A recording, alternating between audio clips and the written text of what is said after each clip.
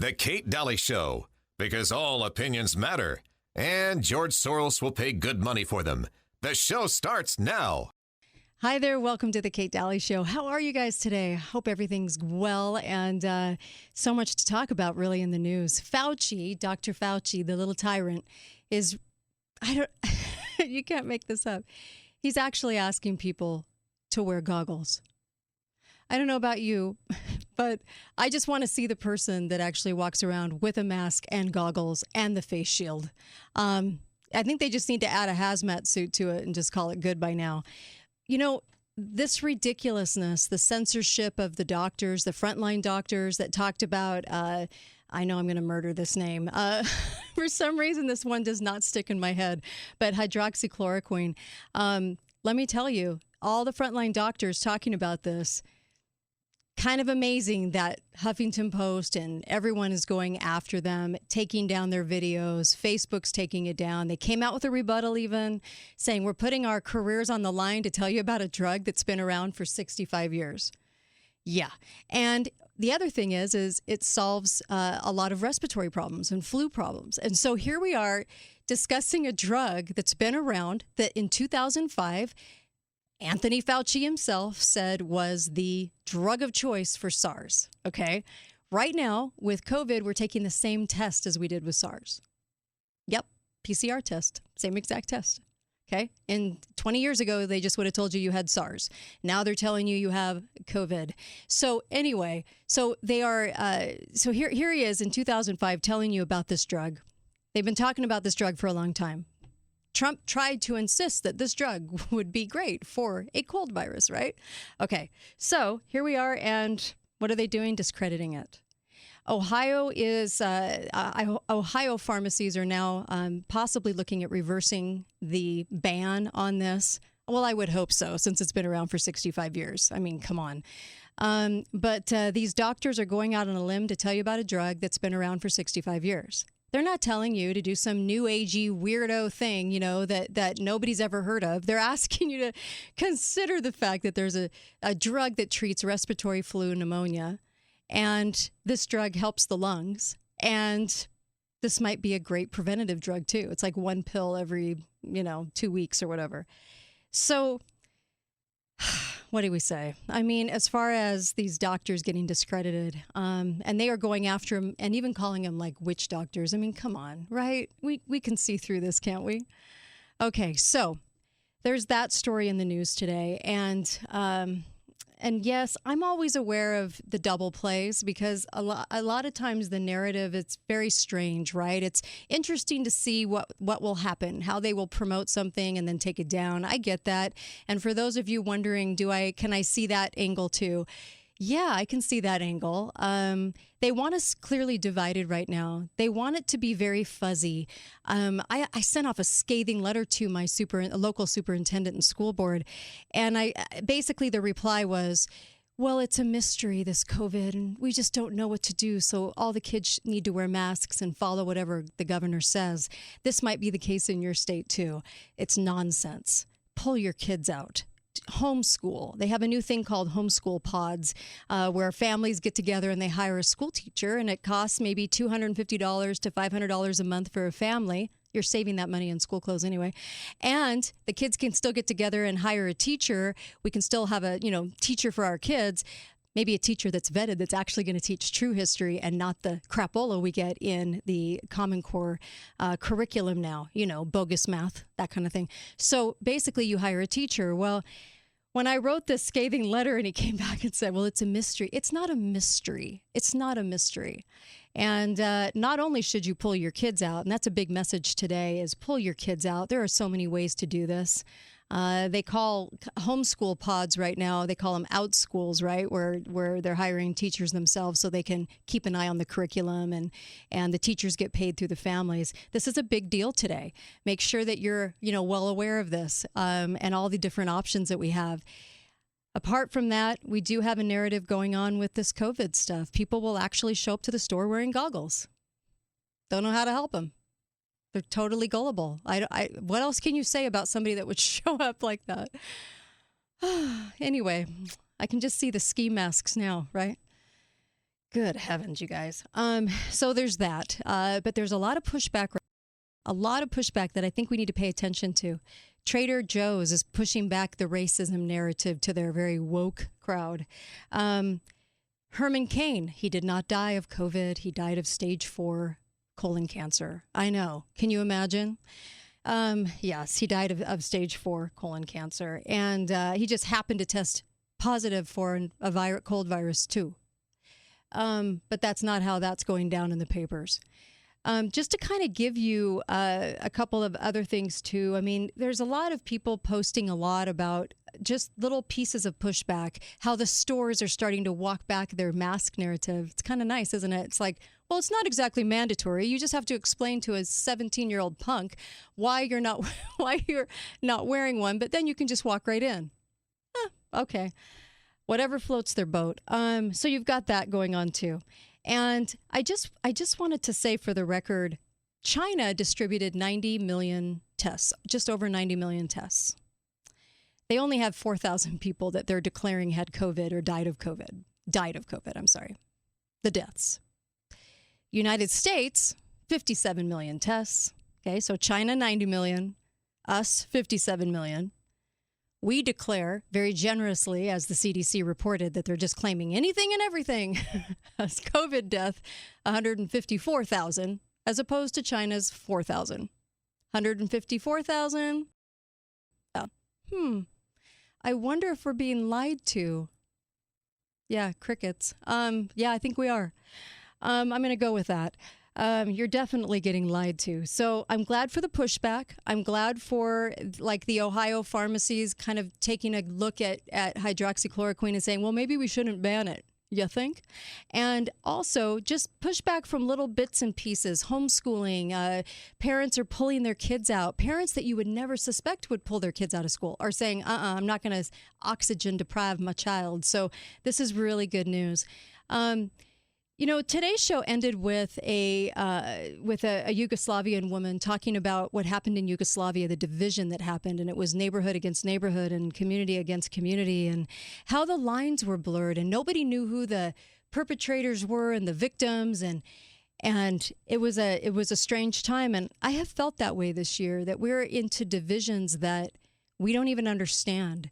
I have conservative, very, very conservative, Constitution-loving people that I know that are totally into this COVID thing, right? People aren't dying around them, but they're convinced that they're going to.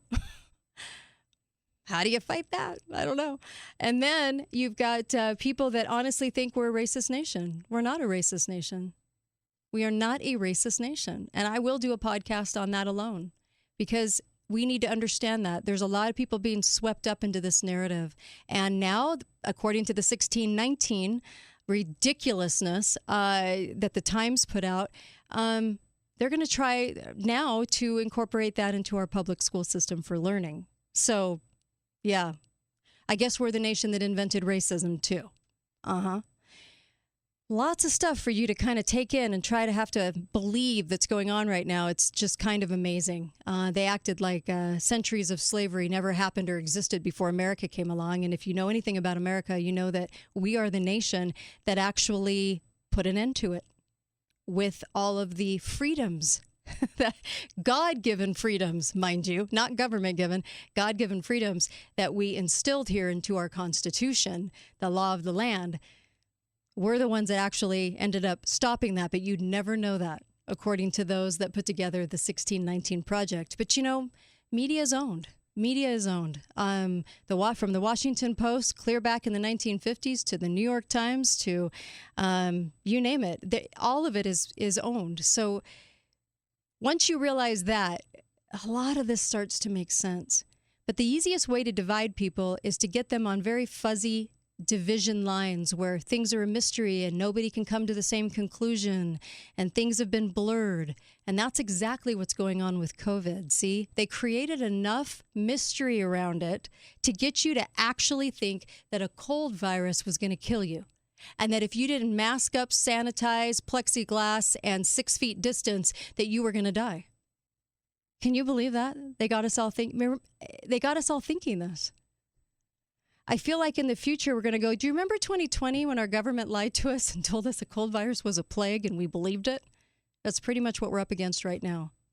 We're also up against looking at Yugoslavia and her describe what Yugoslavia was like and how they divided the country and how they got a civil war going.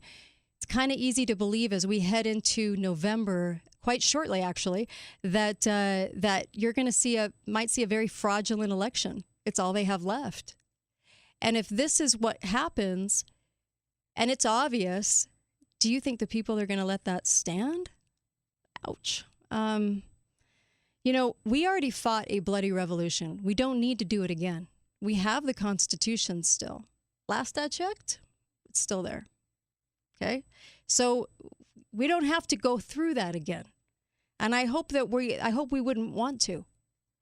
I hope that cooler heads will prevail and we can fight this in the court system. We have a lot of really horrifying judges. We've got a horrifying Supreme Court. We've got all kinds of people in the mix that are making these kinds of things happen. And you and I, the people, are the only ones that can sit on those juries and even through nullification do things that can change the system. We can put pressure on judges. They are elected, you know, a lot of them. We can put pressure on the very silent conservatives. Why are the conservatives so silent right now? Why are the politicians in general on both sides of the aisle so silent? Why? What's the reason? Yeah, they're not speaking up. And our rights are being violated left and right. The freedom of speech, for Pete's sakes. Look how quickly they are scrubbing these videos of these doctors trying to speak out about a drug that's been around for 65 years. In Yugoslavia, this was one of the things that happened. You know, they went after free speech. And Yugoslavia is kind of warning us, hey, you better know your Second Amendment. You better understand that you have to speak out. Even if they try to thwart that, you've still got to speak out because this is worth saving still. And we might be looking at a very fraudulent, if you know any election, if you know anything about the GEMS system, GEMS, yeah, they took during the Obama administration, they took a con artist out of prison to write the software for GEMS, GEMS. And that is the software that is currently at least in 36 states that we know of. And what it does is it calculates a vote, but it gives it times 1,000 votes. And if you want to go the other way, you can do a fractional vote, one of 1,000 votes for one single vote. It's written into the software. So when people go and they use the machines, it's actually written in. It's called GEMS, GEMS system. Look that up. Do some homework on that because it's very prevalent today and in our elections today. And nobody's ever talking about it. It even went to court in California. I mean, this is a very well-known thing. It's just not talked about. So it's not a theory. It's been substantiated, even to how it was coordinated and done. But it was a white-collar criminal that they took out to do this software, and they don't exactly hide it. It's called a bunch of different things. It has like 5 or 6 different names in different states, and there's articles that list all the names. So you can track down your state to see if your state has this. But this came up today as we might be looking at this, and this is going to be a sad thing if this happens. A very obvious, just like COVID is, a very obvious conclusion to an election that's a fraudulent election. Anyway, you know what, though? At the end of the day, it doesn't even matter really, in some cases, who the next president will be. What mostly dictates your life are your bought and sold governors. Because I think we only have maybe 1 or 2 in the whole country that aren't. You got bought and sold governors. That's going to directly impact your life, and also your Congress people, who, by the way, have been very silent. Once again, extremely quiet. Crickets. That's all you can hear from these people. So just to let you know, there's just so much to know. I mean, where do you start? I'll do some podcasts and add to this channel on the history of America, what I found diving into the archives, all kinds of different ones. But just to kind of keep you up on today's events, Homeschooling is a big deal. Today was also the trafficking, Human Trafficking Awareness Day. A lot of people were marching for that. Tim Ballard from OUR came to my own city to speak, and that was broadcast out to 80 different walks that were going on in awareness of that. You know, this is something they've tried to keep very quiet, which is strange that they're not trying to silence OUR. It's kind of interesting that they're not trying to silence them, because I've been reporting on Pizzagate for 4.5 years, and it's just they've always tried to quiet this narrative. They don't want people engaged in talking about all these people behind the scenes, these very powerful politicians involved in Pizzagate, and it's a very real thing. So don't think for a second it's not. Anyway, but all those went along. 80 of them went around today. So anyway, bringing some attention to sex trafficking. Anyway, everybody have a good one. I will see you later. And also, I'll record some so that we have some history ones so that you can share those and maybe enlighten those around you, even on social media. Who knew? Anyway, put your comments below. Go to KateDalleyRadio.com, KateDalleyRadio.com, and you can check out all the podcasts, share those, listen to those of the live show every day. I'm in Chicago and all kinds of different places on the air daily. So you can follow me at KateDalleyRadio.com, and I'll catch you later. Thanks, you guys.